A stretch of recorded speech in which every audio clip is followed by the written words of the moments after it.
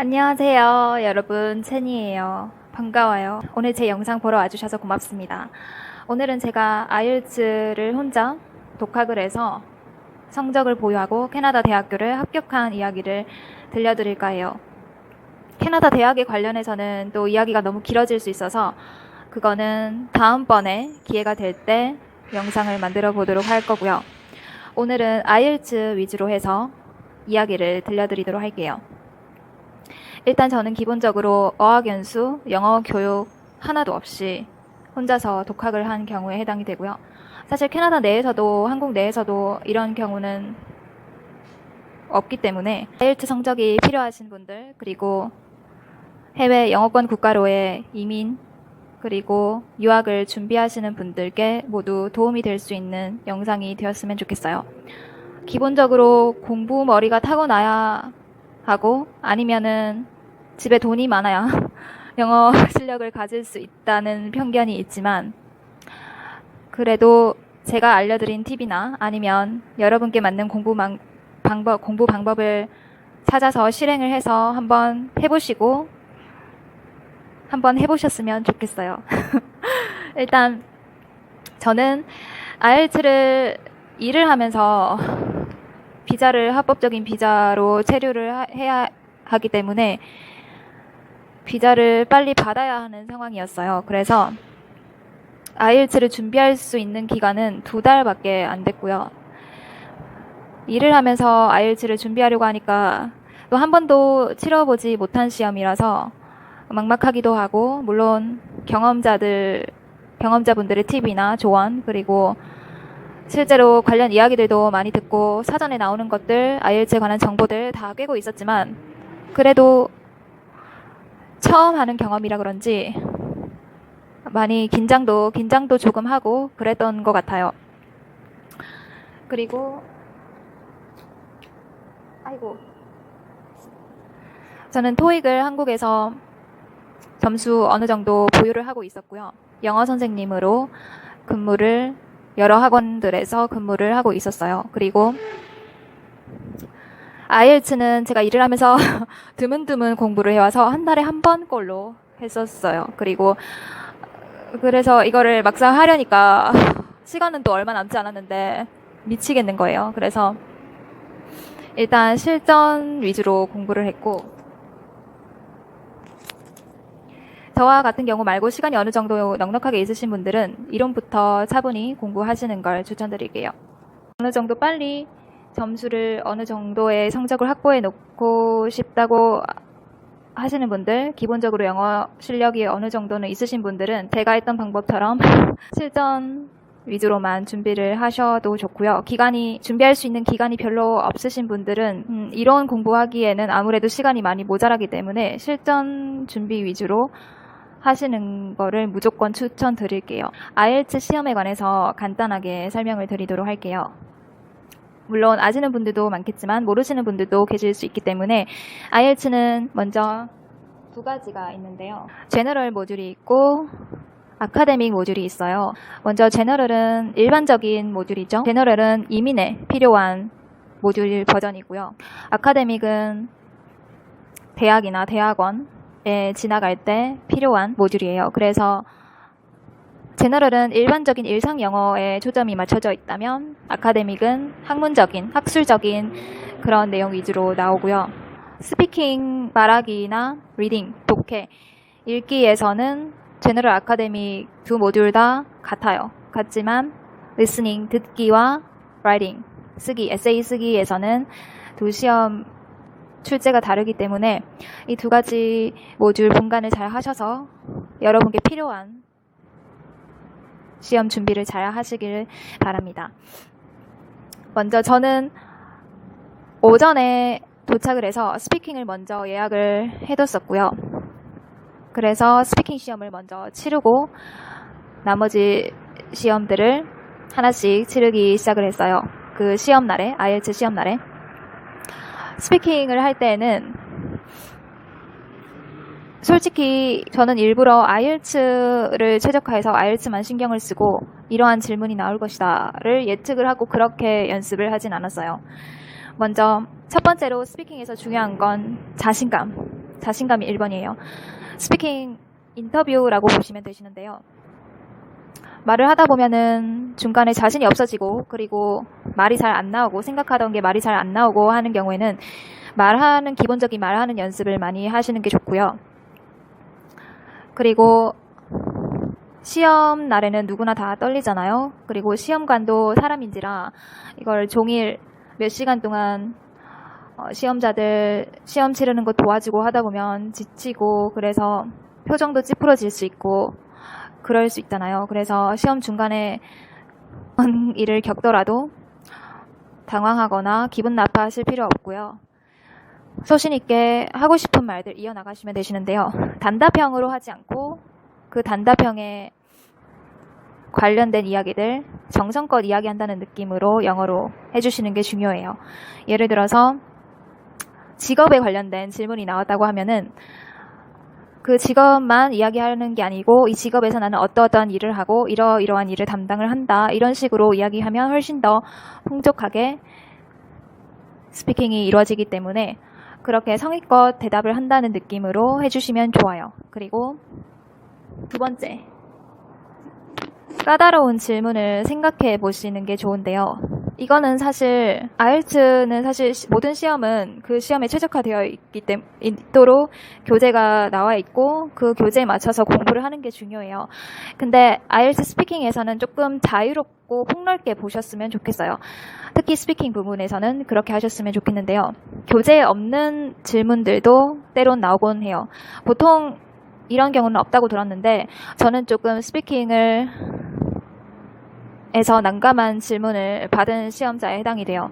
주제를 시험관이 하나를 택해줘서 거기에 맞는 그 주제에 관련된 질문들이 나와요. 그래서 거기에 답을 하는 건데 마지막 질문이 조용한 곳에서는 왜 조용해야 하고 사람들이 시끄러운 곳에서는 왜 시끄러워야 하는지 그걸 사실 모국어로도 잠시 생각해야 하는 질문이라서 근데 생각할 시간 1초 정도는 괜찮지만 바로 술술 이야기하고 그에 관련된 근거도 제시를 해야 하잖아요. 적어도 3가지 정도는 이야기를 해야 하는데 2가지 정도만 이야기를 하고 이야기를 잘 못하고 관련된 이야기를 하고 끝났었어요. 그래서 그거는 망했다고 생각을 하고 있었는데 또 대답을 하다가도 잘 되지 않을 때 자신감이 떨어질 수 있는데 조금 뻔뻔스럽게 근거 없는 자신감을 내세워서 당당하게 말하는 태도가 필요하다고 생각이 돼요.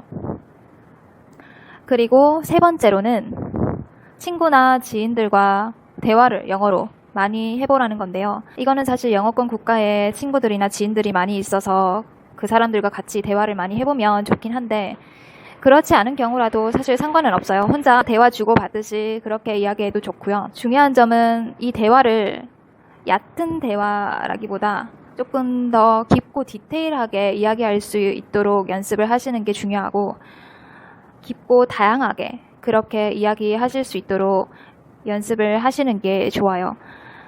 만약에 정말 이렇게 폭넓게까지도 이야기하실 수 있으시면 기존 대학 합격 점수 IELTS 성적보다 훨씬 더 높게 나오실 수 있다는 걸 제가 100% 장담해 드릴 수 있어요. 리스닝, 듣기 부분에 관해서 이야기를 해드릴게요. 첫 번째로 333 쉐도잉 법칙, 혹시 토익 공부하신 분들이라면 다 아실 만한 건데요. 이 쉐도잉 법칙이라는 거는 꼭 문제를 푸는 연습은 기본적으로 꼭 하신 다음에 듣기에서 한 문장씩 동시에 같은 발음, 같은 억양으로 같이 쭉 읽어 나가세요. 한 문장씩만.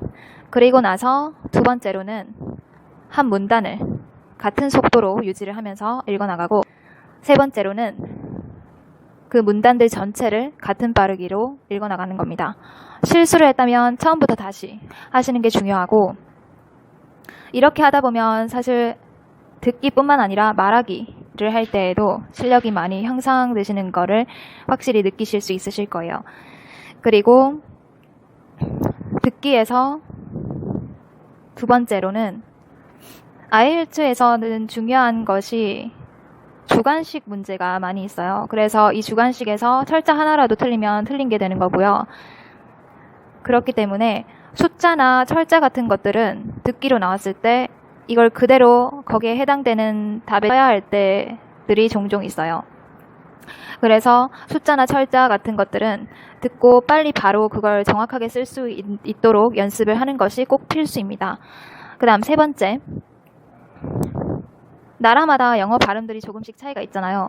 문화도 조금씩 다르듯이 쓰는 영어도 같은 영어이지만 조금씩 차이들이 있는데요. 사실 외국에서 오면은 영어권 국가에 맨 처음 왔을 때 그런 부분을 익히고 적응하는 시간이 어느 정도 필요한 것 같아요.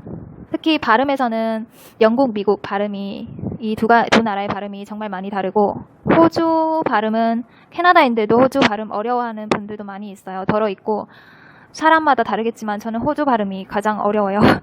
좀 영국은 많이 딱딱 끊는 느낌이고, 미국은 우리가 한국에서 주로 학창시절에도 많이 교과서에 나왔던 그런 영어이고, 그리고 호주는 정말 심하게 많이 불리는 느낌이기 때문에 가끔 난해할 때가 있어요. 근데 이 최소 영국, 미국에서 쓰이는 발음은 익숙해질 수 있도록 훈련이 많이 필요하고, 거기서 더 최고 득점까지 원한다 하시는 분들은 이 호주 발음도 무조건 연습을 하셔야 합니다. 그리고 요즘은 워낙 영어가 국제 통용어이기도 하고 전 세계인이 영어를 조금씩은 다 사용을 하기 때문에 IELTS는 국제 시험이에요. 토익이나 토플은 미국 시험, 미국에서 출제하고 미국 시험이라고 말하자면 그렇게 말할 수도 있는데, 이 IELTS는 국제 시험이기 때문에 국제적으로 쓰이는 영어들이 다 나와요. 물론 영국 캠브리지에서 출제를 해서 영국 영어가 많이 나오기도 하지만 인도 영어나 중국의 영어들도 나오기 때문에 그런 점들도 알고 계시면 좋아요. 근데 솔직히 그런 부분 때문에 점수가 더 안 나오면 어떡하지라는 생각도 들었었는데요. 그 부분은 사실 걱정하실 필요는 없을 것 같아요. 정말 그런 부분까지 예상을 했는데 실제로 시험 들어갔을 때는 제가 예상하고 걱정했던 것들과는 더 달랐어요. 그래서 시험 치는 중간에도 좀 더 자신감을 가지고 시험을 임할 수 있었던 것 같아요. 그래서 즐기셨으면 좋겠어요. 시험을 하시면서. 그리고 스피킹에서는 너무 긴장하거나 그러면은 오히려 망칠 수 있기 때문에 자신이 하실 수 있는 선에서 최대로 자신감 있게 이야기하실 수 있는 것을 요리조리 이야기해 주시면 좋아요. 이제 리딩 부분 알려드리도록 할게요. 리딩은 먼저 첫 번째로 다양한 주제를 다룬 문제들을 많이 풀어보는 게 중요해요. 무조건 많이 풀어보고 그러한 경험들이 중요하고요. 그리고 두 번째로 패러프레이징이라고 하죠. 같은 표현이라도 다양하게 쓸 수 있는 영어 표현들이 있잖아요. 물론 한국어에도 그런 것들이 있지만 언어마다 그런 것들이 다 있는 것 같아요. 그런 데에서도 문화차가 드러나기도 하고 정말 신기하고 재밌는 어휘들을 발견하기도 하고, 그런 부분에서 단어나 수거들을 빨리 캐치를 해서 문제를 푸는 데 도움이 될 수 있는 방향으로 그렇게 훈련하는 것이 꼭 필요합니다. 세 번째로 시간을 체크하면서 초시계를 재보면서 연습을 하는 게 필요한데요. 저에게 있어서는 이 시간을 확인하면서 푼다는 게, 스피킹이나 리스닝 같은 경우에는요, 시간에 맞춰서 리스닝 나오고 그리고 스피킹도 거기에 맞춰서 응하기만 하면 되는 거고, 시간을 보면서 체크를 하면서 일일이 그럴 필요는 없는데, 리딩이나 라이팅은 시간을 확인을 하면서 제출을 해야 하기 때문에, 리딩 같은 경우는 내용이 길잖아요. 길기 때문에 그걸 다 꼼꼼히 잘 파악을 하면서 문제를 잘 풀기에는 시간이 많이 부족하게 될 거예요. 그래서 그렇다고 대충 풀고 넘어가서 시간 잘 맞추고 그렇게 끝낼 게 아니라 유도리 있게 보면서 핵심 단어들, 핵심 문장들을 빨리 확인을 해서 문제를 푸는 게 중요해요. 그러려면은 거기에 맞는 정말 다양한 문제들을 무조건 많이 풀어보는 게 중요하고요. 네 번째로 라이팅 알려드리도록 할게요. 라이팅 에세이 쓰기인데요. 많은 분들이 이 라이팅은 혼자 힘으로 등급을 올리거나 성적을 내기에는 많이 어려운 부분이라고 많이들 말씀하세요. 저도 그 부분에 어느 정도 동의는 하지만 그래도 어느 정도 고득점은 낼 수 있다고 생각을 해요. 필요한 고득점은, 어느 정도 필요한 성적은. 그래서 그 첫 번째로 필수 표현들 사용해서 쓰기 연습을 해보는 건데요. 교재에 보시면 필수 구문들이 있어요. 라이팅에서 필요한 그런 것들은 라이팅에서 플러스들이 많이 되기 때문에 그런 것들을 최대한 많이 활용해 주시는 게 좋고요. 그러한 표현들을 쓰면서 에세이를 하는 게 익숙해지실 수 있도록 연습해 주시는 게 좋아요. 두 번째로 다양한 어휘 수거들을 사용을 하시는 건데요. 예를 들어서 같은 표현이라도 다양한 영어 표현들이 있잖아요. 그런 것들을 같은 영어를 쓰지 않고 다양하게 사용을 함으로써 조금 더 폭넓게 사용을 하실 수 있다는 걸 보여주실 수 있을 정도로 그렇게 사용을 해주시면 좋아요. 이거는 스피킹에서도 마찬가지이고요.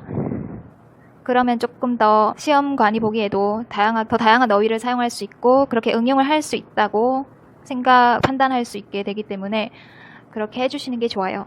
세 번째로는 모범 답안을 최대한 많이 보며 시간을 재면서 연습을 하는 건데요. IELTS가 원하는 스타일에 맞도록 시험을 치르는 데 있어서는 그 시험이 원하는 것, 그 시험이 추구하는 스타일이 있어요. 그래서 그런 것들을 최적화하면서 그렇다고 모범 답안을 다 외워서 그거 그대로 하라는 말은 아니고요. 거기에 맞는 공부를 하되 본인의 스타일을 넣어서 그렇게 재밌게 할 수 있으면 좋은 것 같아요. 그래서 이 에세이 쓰기 연습을 할 때는 모범 답안을 가지고 많이 연습을 하고 개인적으로 에세이 스스로 혼자서 시간 재면서 연습할 수 있도록 그렇게 하면은 충분히 좋은 성적, 필요한 성적, 제출해야 하는 성적 조건에 맞게 받으실 수 있어요.